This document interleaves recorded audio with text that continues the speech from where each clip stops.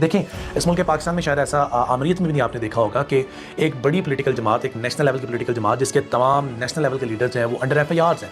एक ऐसी सेज है जो इस मुल्क पाकिस्तान में बनाई जा रही है, जैसे कि हुर्रियत रहनुमाओं को कश्मीर में निशाना बनाया जाता है, निशानी इबरत बनाने की कोशिश की जाती है। मैंने आज से 3-4 साल पहले एक प्रोग्राम किया था जम्मू कश्मीर पर, और मैं बात करता था हुर्रियत रहनुमाओं की। लेकिन आज इस वक्त जो हालात इस मुल्क पाकिस्तान में मौजूद है, मैं किस तरह से कश्मीर और फ़लस्तीन की बात करूँ जब इस मुल्क पाकिस्तान के अंदर हालात अपने ऐसे पहुँच गए कि हम किस तरह बात कर सकते हैं। हमारे पास कोई ग्राउंड्स नहीं है। लेकिन चले, आर्मी चीफ के खिलाफ एक मुहिम चलाई जा रही है जिसको जो जल्दी पर तेल का काम कर रहे हैं sitting prime minister of Pakistan. हाँ या मेरे मौला, इस मुल्क पाकिस्तान को कुछ रास्ता दिखा दे। इस मुल्क पाकिस्तान में हालात इतने कशीदा हो चुके हैं, इतने कशीदा हो चुके हैं कि जिसकी नज़ीर नहीं मिलती।